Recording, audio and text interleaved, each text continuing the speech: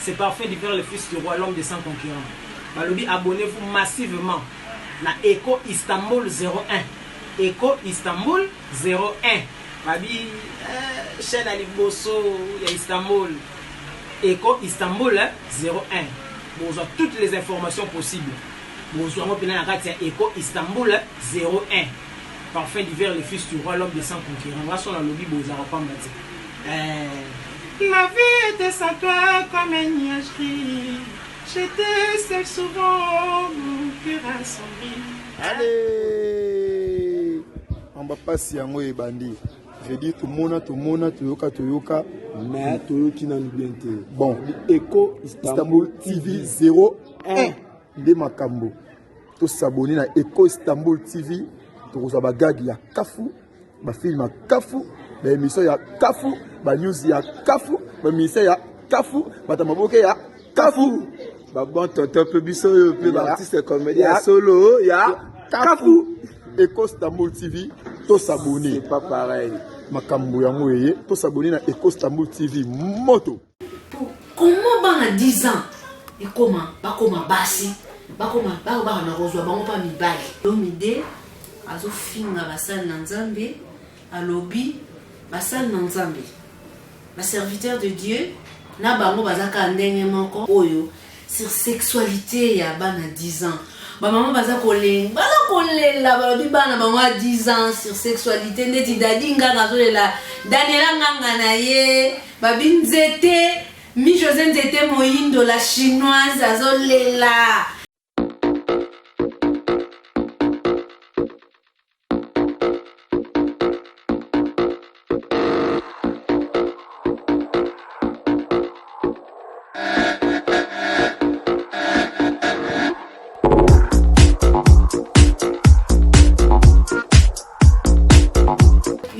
Plaisir de vous présenter cette belle émission Echo East 01. Donc 01 de makamde na lobaki na kati ya Istanbul awa zakaka ngai MB servante na bino Octavie Epiaka la vainqueur de na lobaka kaka soki Nzambe te mobulu ba misusu babi grande dame ba misusu babenga bakombo ebele mais na oya mango kaka merci de tomesa na koloba na émission na biso ya lelo na yambi chantre moko évangéliste mosala Nzambe naye tokosolola makambo nyonso ezoleka kati na mboka na biso communauté congolaise ya ba serviteur mpe bachantre ya Nzambe parce que ye moko aza nano serviteur mpe chantre tokodéveloppe yango tokolobela yango toyeba oyo nyonso eza koleka na mboka na biso mboka kaka elengi ya Echo East 01 Nde Makambo. Évangéliste Papi Kumbi, bonjour. Bonjour maman, soyez bénis. Amen. Tu es bien vraiment, merci de la disponibilité na yo. Malgré ozalaki na kati ya studio kosala ba album na yo ozoyemba yemba, mais tant to bengi yo oyo ko se présenter kati na émission na biso. Tu es bien lisusu. Merci. Merci beaucoup. Première question nanga ezali Évangéliste Papi Kumbi Azanani. Merci pour la parole, que Dieu soit loué. Amen. Évangéliste Papi Kumbi, un simple serviteur au Nzambe, à Benga le Langanaye, et puis un chantre de l'Éternel. C'est ça. Évangéliste Papi Kumbi Azali, au Nzambe à Benga le Langanaye plutôt, pe chantre ya Éternel.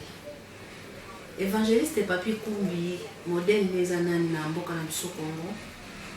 Merci pour la parole. Modèle nangai na ba chantre dans un modèle mingi ya Papa Ale Mouloto. Il fut vraiment un bon serviteur, un bon moyen nangai, un bon chantre. Dans ba serviteurs de Dieu, ils sont nombreux. Papa Ngalasi, la louange Azali, pasteur Zikolumisa, il y a beaucoup basé belé, pasteur Bruno Koumi à Paris, église Jubilé, je les salue en passant. Donc ils sont nombreux. Merci, évangéliste. Pourquoi Shona yo chante na chantre zakaka pe asona papa na biso na Alain Moloto? Parce que ça va chanter belé na kata moko à Congo. C'est Shona o kaka moko ya Alain Moloto. Pe asona. Oui, parce que sa façon de chanter, sa façon de composer est inspirante makasi. Tu sais, dans la vie, nous avons choix. Mais comme j'aime bien la bonne musique, artistiquement parlant, Papa Alain Moloto, Azaraki Makasi, côté wana.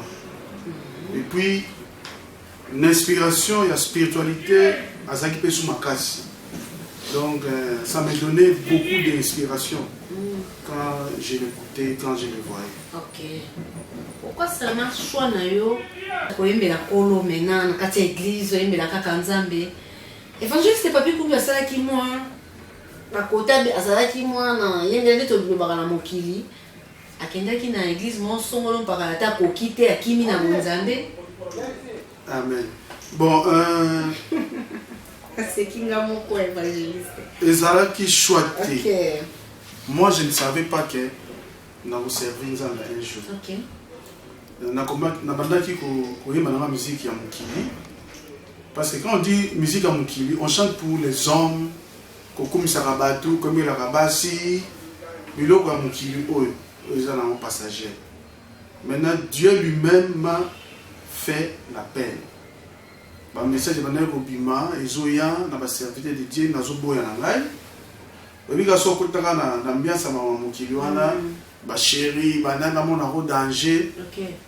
Mais jusqu'à ce que Dieu lui-même m'a visité. C'était la nuit vers 1h du matin. J'ai vu vraiment la gloire de Dieu. Ça c'est une grâce. À la prochaine émission na Iko awa to ça l'émission pour tout ça la témoignage là. Ok. Alors j'étais obligé de venir pour servir Nzambe et pour yembela. Donc c'est ça. Pour servir Nzambe. Occupez cette chose exemple moko évangéliste papi kumba avant comme évangéliste aleka ki na orchestre nini na kati ya mboka na biso Congo bien quelque part ailleurs ne to benga église à mokili. Pardon, orchestre à mokili. Oui, bon, par rapport à la salle qui groupe dans ma tête à l'époque, le royaume des stars. Après, les gens disaient que vous avez un kitoko, il faut qu'on ait ça mon aîné, posant un talent, il faut Simbakisi, tout, il y avait beaucoup de choses. La dernière fois, ça a été dans le quartier latin à l'époque, je crois 2000. Voilà, au show. Ok. Ouais. C'est là où on peut qu'il y a Bercy, je pense. Na sala qui peut tester, na ba qui peut besoin na ronga mais na continuer kuna te donc na travail pe kuna te za journée moko ya tester et puis par après na kele été mais bah c'est pas là qui na ngai c'est là qui fait na zonga susu na ba la répétition bon mais Dieu n'a pas permis que na zonga donc c'était comme ça. To soma na réalisation mketo yo kanon parmi les chansons moko au évangéliste papi kumbi asali ya libala sima tokozonga na plateau na biso.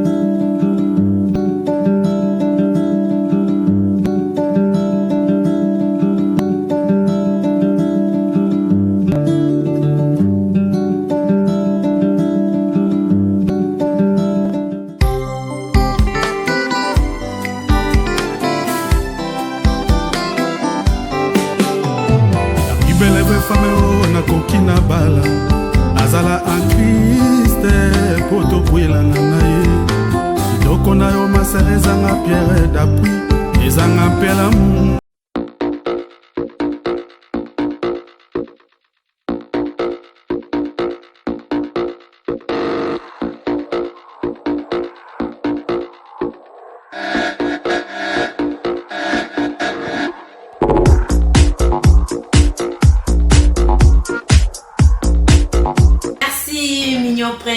Mon réalisateur na image kitoko kutope sa biso donc na mona bongo na okata Dieu merci bamvoi maman si kitoko ya nzila mi na kata lile veti manzanza babi papa na lian na taik donc moni le veto c'est pe mobali quoi il y a désiré zanga mobutu Donc, la question beauté, il y a l'endomba. Tous sont évangélistes. Évangélistes. Dans mon image, dans mon clip, c'est pas rien à dire. Dans mon terre remarque, mon corps salati. On a dit kitoko, maranous kitoko. Merci beaucoup. Merci de rien. Donc, vous voyez le succès dans Malouba. Mais le quoi, la journaliste, c'est Fona Louba Kaka. Donc, il était kitoko vraiment. Félicitations. Album kitoko. Au groupe, ça va dire qu'on va faire un abisso. Combat album. Et puis, au coco, ça abisso. À part quartier latin, l'album au sala, banze momoko leka te na ba l'orchestre moi miki carrière na yo penza ou expliquer parce que lobika quartier latin ou taka na quartier latin moi orchestre moi quartier bou quartier latin quartier non expliquer ba le ko bazan la même chose partout. Merci pour la parole. Na banda qui na ndaku na cité comme tout le monde, ils ont donc talent. Nde na baki na yimbi bato bakoma bisanga faut kende boye. Avec plan ensemble te kat na ngai na sali test ni fois na quartier la terre na travail na quartier la terre na sala test. Et par après nzamba boy. Nzamba permet de tenir zonga na travailler kuna et Dieu lui-même m'a visité. Il y a pour servir. Et moi-même j'ai vu la puissance de Dieu, la gloire de Dieu dans ma vie. J'étais obligé de servir Nzambe. Parce que Dieu m'a dit lui-même, à travers sa servante, maman pasteur Azaïna Demba à l'époque, j'ai oublié son nom. Dieu lui a dit que non, celui-là c'est mon serviteur, il doit me servir. Et quand Dieu m'a visité, moi j'ai entendu la voix de Dieu, c'est une grâce pour moi. Vous allez donner, mais j'ai eu cette grâce que Dieu puisse me parler. Alors, voilà, tu es mon serviteur, tu dois me servir. Dieu, c'est un esprit. Et j'étais obligé d'aller le servir. Donc, comme je suis là, je suis son serviteur. Merci aux alliés serviteurs. Il y a Kono maintenant. N'évitez. Kakaboy, Kakanzamba Lobela Kiyo. Au commis mon serviteur et Nzambe, c'était comment? C'était arrivé comment? Au Kenya qui n'existe pas quelconque, bien car on a condamné le métier grade, parce que tout le monde a le archibishop, banani, au bique banal et l'on a comme évangéliste. Ouais, c'est une bonne question, que Dieu te bénisse. Comme à accepter les dieux dans la volonté dans mon côté. Bon, quand Dieu m'a appelé, j'étais parti à l'église. On s'est présenté, un petit témoignage voilà, parce que je suis allé aussi à Koulungongo, cause de ma protection, cause de ma protection, et la musique, tout. Mais ça n'a pas tenu, tout ça, le témoignage à la prochaine. Nous avons aussi un écho, Istanbul, pour vous avoir bien informé.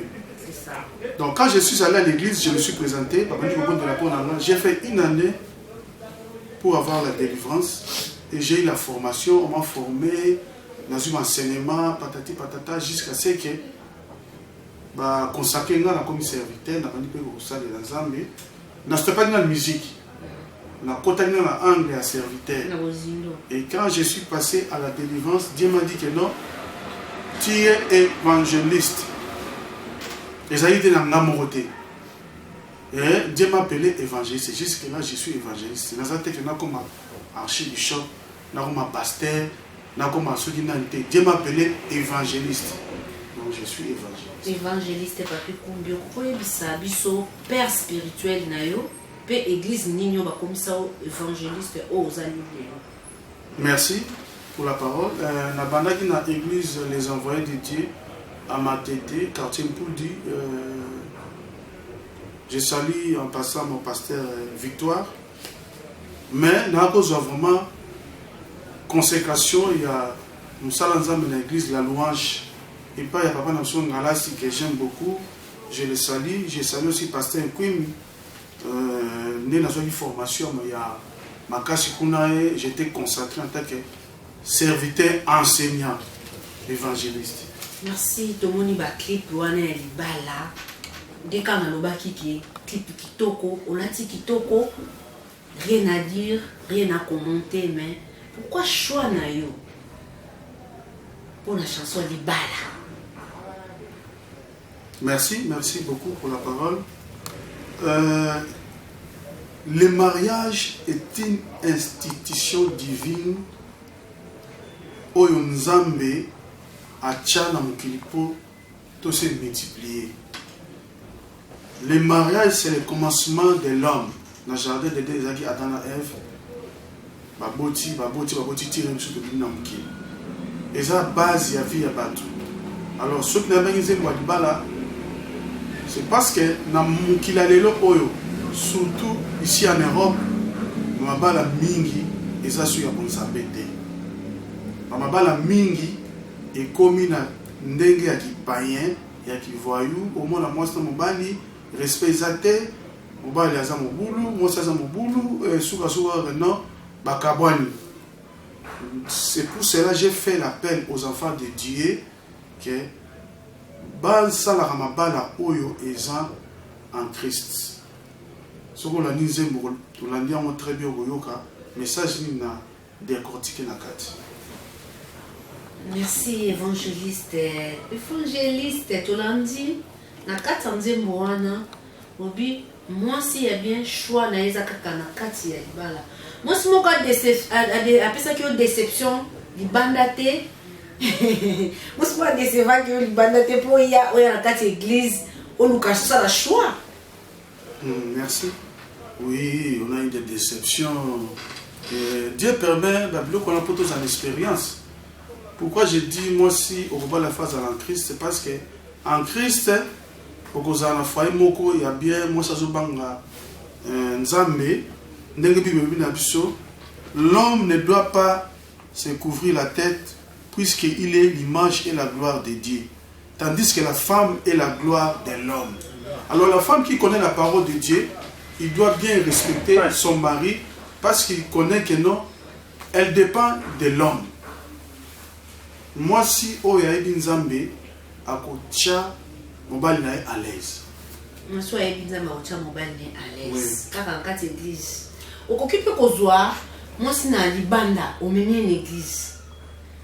Tout le monde na kati ya Bible ezaki na mosali serviteur de Dieu nzambe moko azoki pa bala ki paen. Amimi hyper bon ici. Oui maman, c'est vrai, c'est dans la Bible, mais ça c'était la recommandation de Dieu.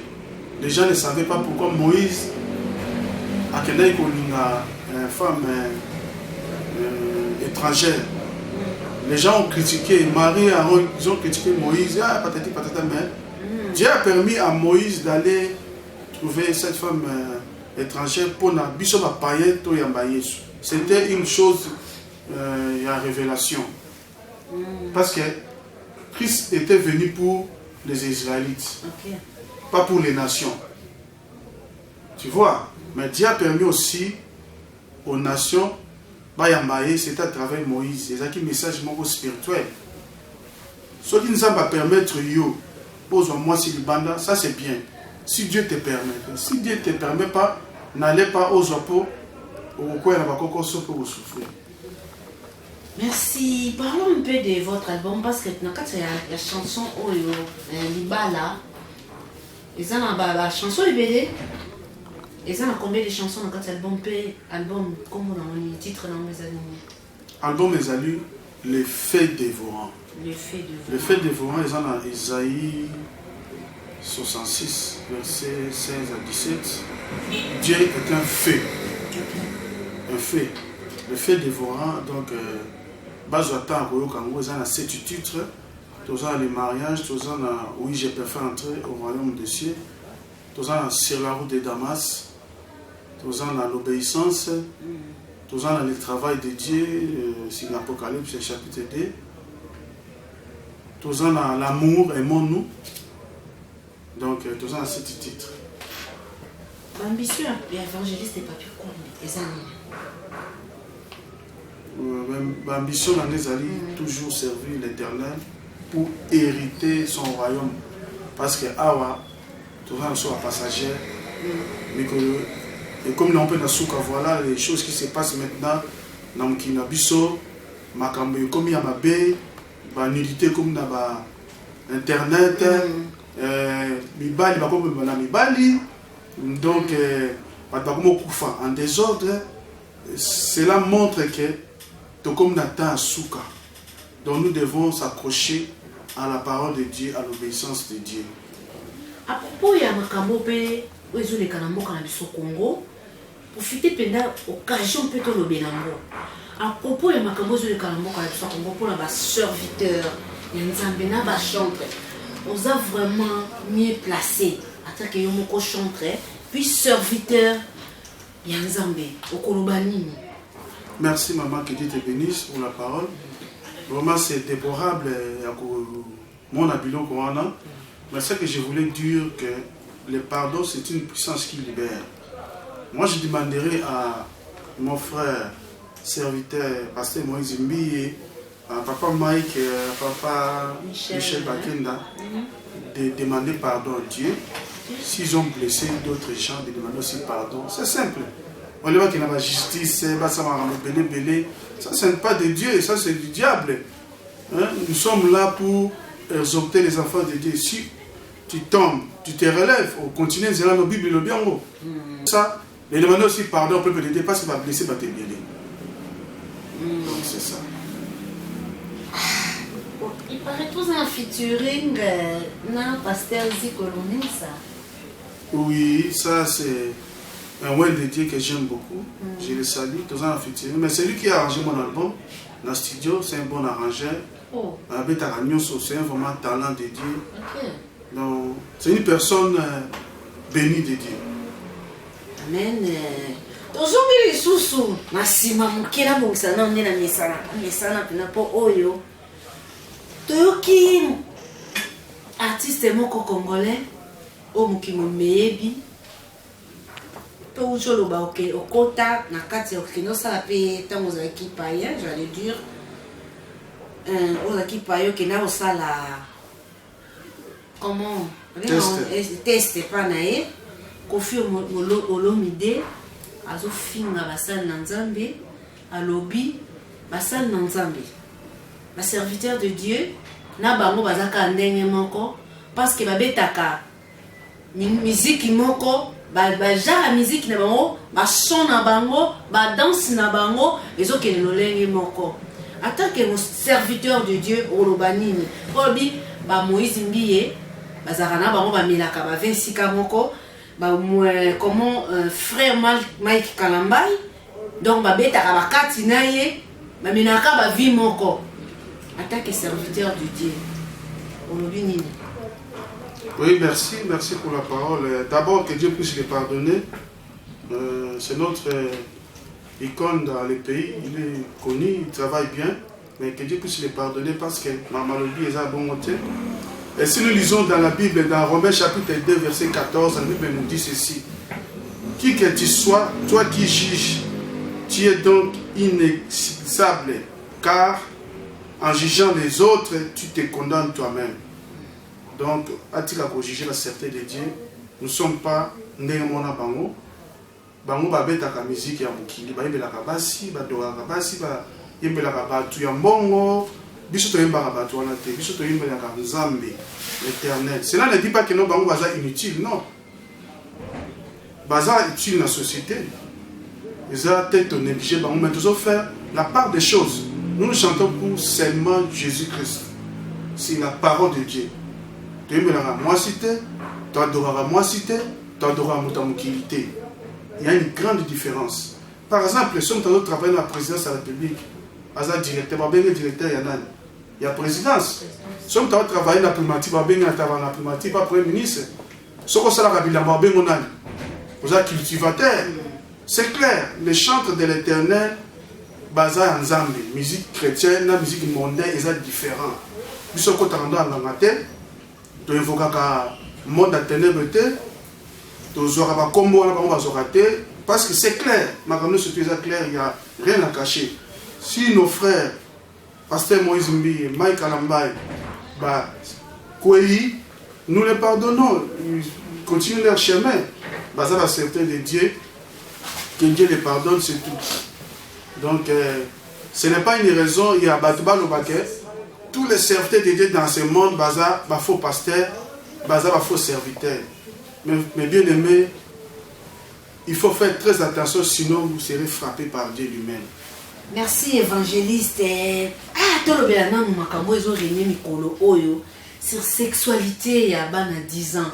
Ba maman baza kolela ba bana ba 10 ans sur sexualité ndeti dadi nganga zolela Daniela nganga na ye ba binzete mi José Nzete Moyindo la chinoise azolela. Babi Dieu merci, banvoa manakati ya lili mwasi kitoko azolela bibana na ya 10 ans. Et comment nini, to combien attendre de la fin? Comment bana 10 ans? Et comment basi, bakoma na rozwa bango pa mibali. En tant qu'homme de Dieu, pendant nos makambu na éviter koloba nini? Oui, merci pour la parole. Ce que je voulais dire en tant que bisoba en Nzambe, il faut tous à la prudence. Je pose la question, est-ce que nous les chrétiens dans le monde, il n'y a pas de milliardaires, il n'y a pas des hommes au Barouk Salake, tous quand même unis. Parce que Satan a organisé pour détruire le monde. Mais nous les enfants de Dieu, nous ne sommes pas organisés. C'est ça qui m'inquiète beaucoup, pardon. Nous ne sommes pas organisés, nous sommes divisés. Bon, Babylone a boyé déjà, comme ça la plan qui est bataille sa banne à 10 ans avec l'école sexualité. C'est grave. Un parent a bâti moi a souffert 9 mois dans le boumou. A bimisé dans Mukili. A colissé avec des éducations à monde à ténèbres. Cela veut dire quoi? Nous devons être prudents maintenant. S'il s'agit de créer les écoles chrétiennes, il faut créer. S'il s'agit de créer des hôpitaux chrétiens, il faut créer. Mais il faut tout ça organiser, nous les chrétiens. Donc j'ai fait un appel aux chrétiens de s'organiser aussi devant le diable. Parce que les choses ont changé déjà. Comme la souka. Basi, Mibali, avec comment à 10 ans, l'accès à l'homosexualité. Est-ce que moi, à 10 ans, à cause de la responsabilité de la vie, non. C'est diabolique. Moi, à 10 ans, à ce parents, ils ont laissé ces classes. Comment on retrouve ces sexualités? Bango moko ba tchaba na bango na itawana. Oya biso to telemeli yango au nom de Jésus. Nous allons veiller sur nos enfants, même s'il s'agit de l'école Fogolanda. C'est ça que je voulais dire. Merci. Nous jetons vers la fin de notre émission. Donc, ceux qui ne vous boninga Octavie Piaka a toujours bien. Maître Alino Magoma Rolenga dans Klata Solo Lats. Maître Alino Solate. Alexis Komesha Oumela. Alexis Komesha Babi la fierté de Balouba Babi. Maître Ika Babi Likofi Moko 100 personnes Kao dans sécurité Octavie Piaka Nakatia. Turquie Awa. Donc, Zanema Solo. Désiré Zanga, oh, qui communauté lelo, ngates au solate, qui le qui, ngate vraiment, et la calisson a bino, solo li, Octavie Piaka, a solo li naye. Évangéliste, moi, des mots 3 mots, à Souka, peu olobeli, album, calendrier, peu à 2020, to éviter, olobela moukaka. Merci beaucoup, que Dieu te bénisse. Que Dieu bénisse nos fans, nos publics. Il y a Eco Istanbul.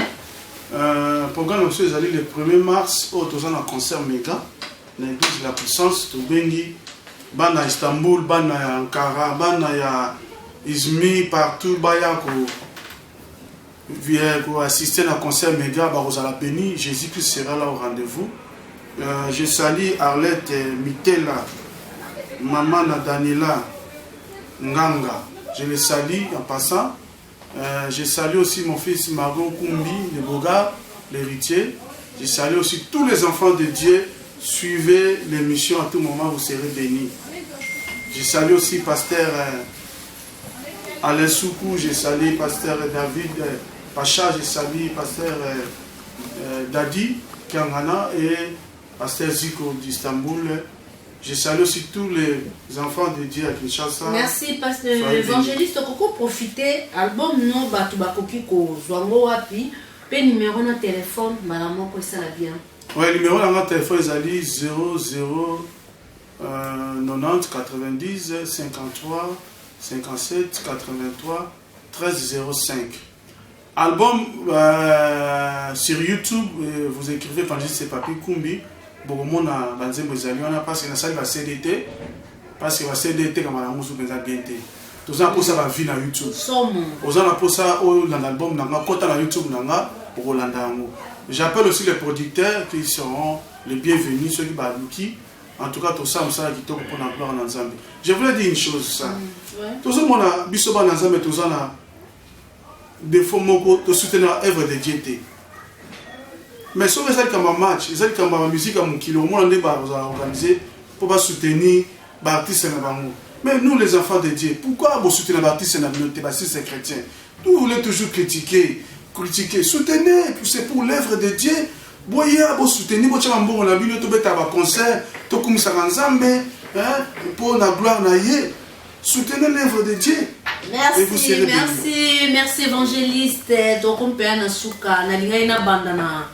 Kabona nina no basiko ezoko kwela biso ba journaliste na to perdre moko ya baninga na biso ezali Evelyne Camon Lopez ba condoléances na famille biologique na ye pe surtout na moningo bazaka mingi azape moninga na bébé Bercy de longues jambes donc mes condoléances Bercy eza vie pe na famille ya Dadi qui kambala babi tapis rouge wa uteki kokufa. En tout cas, courage na moi si nae, courage na famille et kosalaka bien ezali nzela na biso nyonso.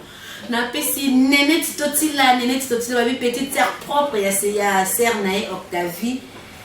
Fabrice Epiaka na Bundes donc petit frère Aesi Mananga France Epiaka pe bandeko misusu balandaka biso partout na lobi bo s'abonner massivement pe na chaîne na bino kitoko Eco-East 01.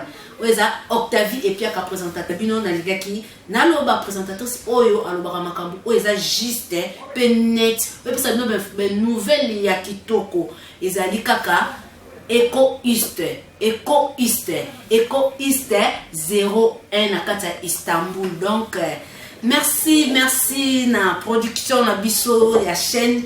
Vous allez dadinganga babi l'héros à l'ombre linga ne caméra l'héros à l'ombre ils allez dadinganga na biso producteur na biso sponsor officiel na biso ezali fret et cargo prince yango ne makambo za ko sponsoriser émission oyo Eco-East partout na kokende bazo rapelanga na charge en déplacement transport makambo so apesi pa mutuka prince cargo fret. Boya na 10 kg na bino 20 kg kende États-Unis o kende France veti manzanza na bengi yo ya cha na bengi yo ya Désiré Zanga donc boya na bino bocha na bino e ko bunga na ngote e bunga te na kata Congo Michingolo assistant